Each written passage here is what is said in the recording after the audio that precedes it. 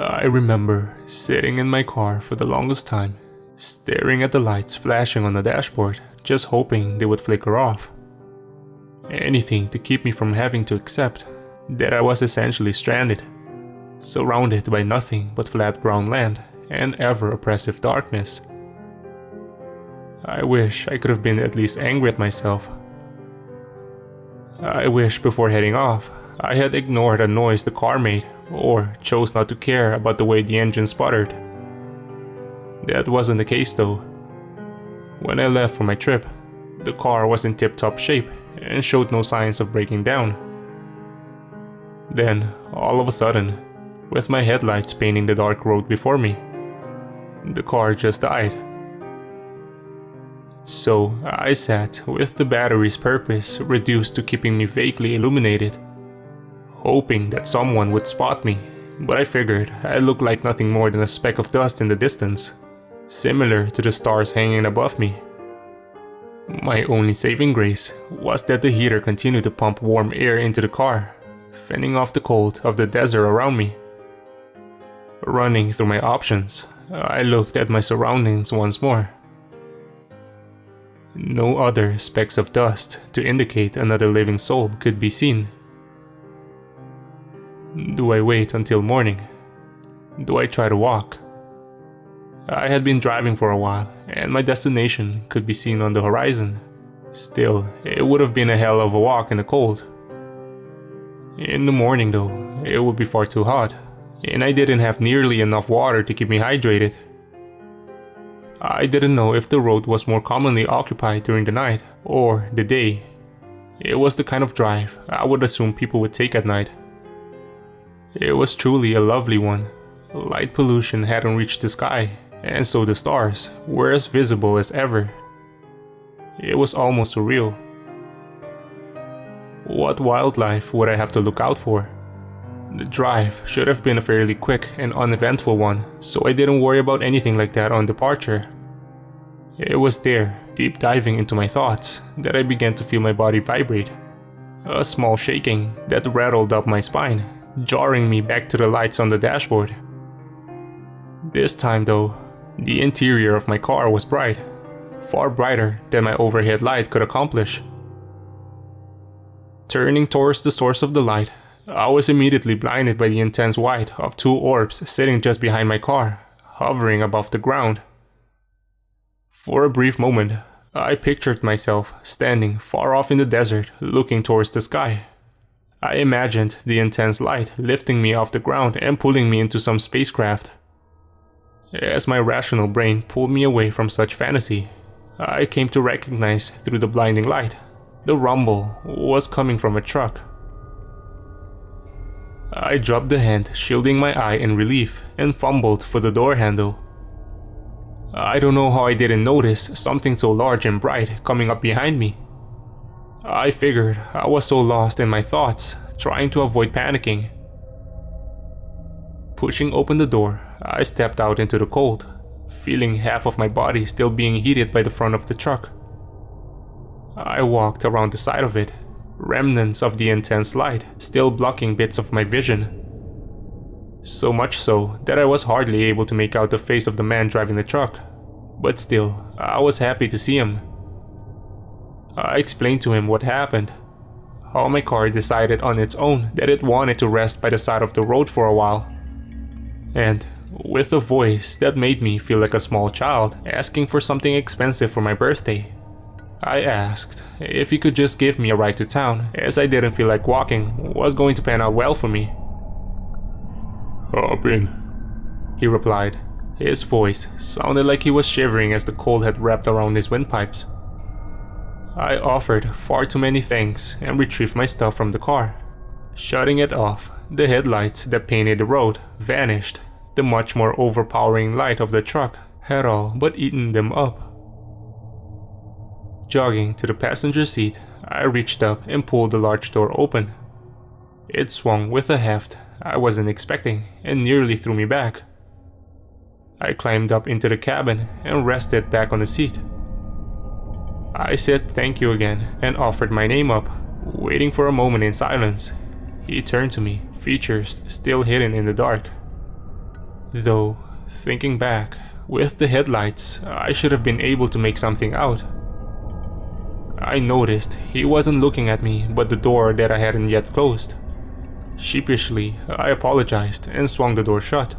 It slammed, wafting the bang through the cabin, and, after shutting, offered a bizarre click, like the winding of gears. It was odd, but I figured truck doors need to have sturdier mechanisms to keep them closed. I heard the driver shift and the vibration of the truck intensified. It lurched forward. Soon, we left my car behind. I was so happy to be moving again, I almost didn't realize how cold it was in the cabin. The rattling from the vibrations seemed to echo the chill running across my bare skin. I didn't want to be rude and ask for the driver to turn the heat on. I didn't understand how he wasn't cold though. He was just wearing a long-sleeve shirt and jeans, nothing special. Looking over at him, trying to get a read on his face, I noticed just how clean the cabin was. It looked like it had been just bought. Nothing like what you see in shows, where wrappers are littered everywhere and clothing draped over the seats. Swallowing my pride, I began to speak again. Lips quivering, I started to ask if he could turn the heat on, but my words came out soft. It was hard to get the air out to form the words pressing out of my head. The smell, the heat wasn't on, but the air was still coming from the vents. I'm not sure if it was like that from when I first got in, or if it started when we started moving. But the smell was different. I was trying to put my finger on what it smelled like, when my vision started to go hazy. When had we stopped moving? How long were we moving for? Who was I sitting next to? I turned my head to get a look at him, while I felt my body going limp. His face was illuminated now, but my vision was clouded. His features seemed to stretch and pull away under my impaired gaze. And then, I blacked out. I came to slowly, my senses returning to me one after the other. The first was smell. Taking in a gasping plume of air, I noticed the strange smell from before was gone. It was replaced by the smell of a rusting iron and batteries. Then, I could hear a small clattering of objects around me, like metal tubes falling over each other. It wasn't long before I could feel again. Thick restraints around my wrists and ankles became apparent to me first, though I wasn't immediately aware of their purpose, as I wasn't able to move my body anyways. Soon after, I could feel similar restraints on my forehead and chest. My eyes were struggling to open. I couldn't move my body and had to fight to try and flutter my eyelids. Small slivers of the scene around me. While the noises continued, I fought and fought to open my eyes. When I finally managed to open them wide enough to see what kind of situation I was in, I discovered the reasons for my restraints. The grogginess of me waking up must have hidden the feeling at first, but as I looked around, as much as a motionless neck would allow, I understood the underlying vertigo. I thought I would find myself laying on a table, but instead, I was constrained to the ceiling. Looking down, I saw a table filled with various instruments. It didn't take much deductive reasoning to put together that I was in the back of the truck, the large metal container hauled by the same man who had picked me up. Then, the door opened. Another light flooded into the container as two figures stepped up into it. The driver I instantly recognized, but now there were two of them, the same shirt, pants, and body build. They spoke to each other.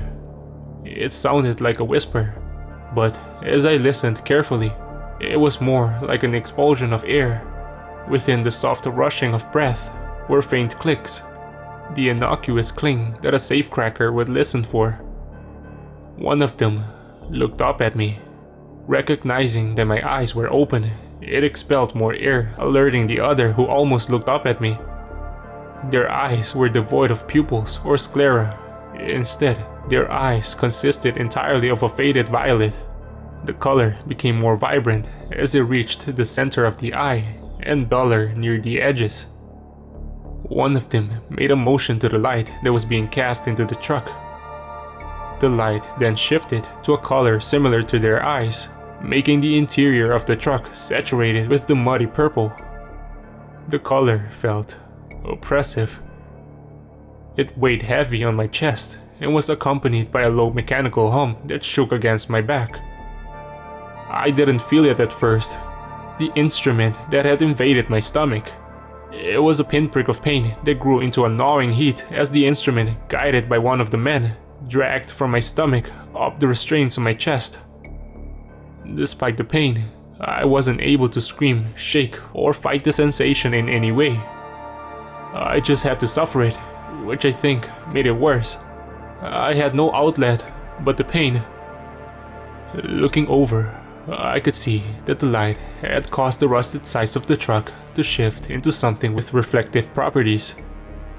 It was a warped image, but I could see myself hanging on the ceiling as the driver sliced me open.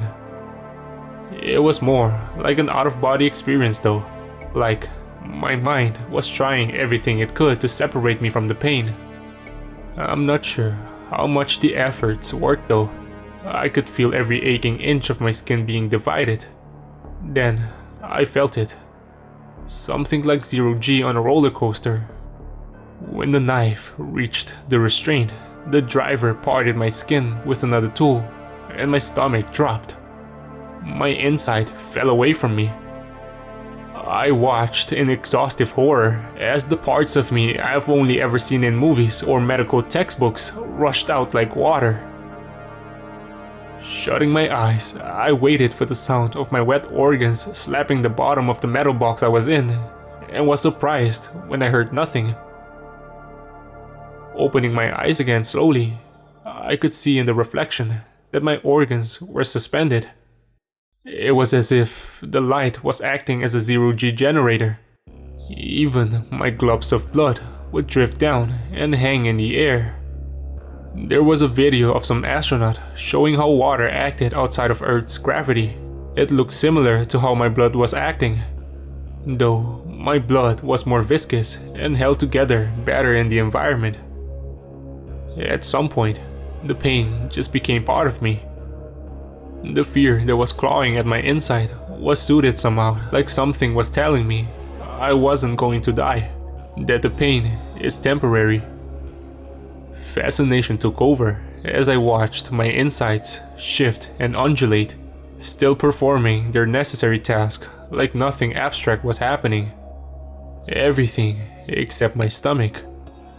Almost as if reacting to the light, I watched a small yellow flash emit from my stomach. I could feel the heat of it every time it flashed. The two things walked over to it, the yellow light rhythmically casting over their skin. It looked like human skin, but was a light shade of gray and seemed to wrap around them tightly. One held my stomach, and the other used something to cut into it. My fascination flushed away, and in its place, a much more intense agony radiated throughout me. I got nauseous as I felt the pain in my stomach so distant from my body. It was like a snake devouring its food, how the pain would run through my body one bit at a time. My lungs, stomach, intestines, all separate sections of myself, experienced pain on their own. The driver reached into the opening he had created and retrieved the flashing light. Holding it in his hand, I could see the metal device flashing against his gray cracked skin. The other driver placed his hands over the device, and I watched as a faint light emitted between the two. Once it was gone, the device was now flashing a bright blue and was returned to my stomach. When the light was returned, however, I didn't feel any heat or pain. The driver placed his hand over the opening in my stomach and emitted the light once more. Then both of them returned their gaze to me. Their eyes closed, making their faces almost featureless. Just walls of gray flesh. Then I could feel the restraints beginning to loosen, and as the purple light returned to white, the restraints were completely released, and I fell. I braced for impact, but found that I fell slowly. I watched as I was engulfed by the white light. Able to turn my head, I looked towards the source of it. While it was blinding, I was able to see out of the truck into space beyond, the light shining into my box from another truck's headlights. It wasn't the only one. Next to and behind that truck was another truck. Next to those trucks, another truck, and so on and so on. I couldn't see past the first few, but I could feel it. An ocean of similar trucks, driven by similar men, masked by the twilight, all humming the same tune, releasing the same light. I didn't know if any of those trucks had someone in them, or if they were all empty, but I could feel they all served the same purpose. As that ocean revealed itself to me, and I was able to see into the infinity, my face crashed into the ground. I let out a gasp of air that kicked up the dirt in front of me. My chest and arms ached from the sudden impact. Finally, in control of my body once more, I scrambled around to try and get on my feet. It felt like I was taking my first steps. Unfamiliar with how to operate my body, I flailed around on the road for several minutes before I began getting the hang of it. It was like the neural pathways that had formed over my years of life were blocked off to stop me from moving. Realizing I was still bathed in the light, I panicked, looking towards the source to find the headlights of my car sitting lonely in the road. Confused, I lifted my shirt to look over my skin. Running my hand over the flesh, I couldn't find any imperfections that weren't already there. But when I ran my fingers over where I knew the skin was split, the memory of fire-like pain crept into my mind. Removing my hand halted the memory. Not sure of what else I should do, I shuffled over to my car and sat myself in the driver's seat. I once again pictured the light of my car against the dark expanse, nothing but a dot in the sky. With a turn of the key, the car sprang to life, and with the press of the gas, it began to roll forward, completely vacant of the dashboard warnings that previously plagued it. I drove all through the night until reaching my destination. Nothing stood out on my drive, except for when I drove by a trucker stop. A completely unremarkable truck sat among the other branded ones. I knew in my head that it couldn't have been the driver who had picked me up, but I couldn't stop my hair from standing on edge. Because I know now that aliens don't fly spaceships. They drive semi-trucks.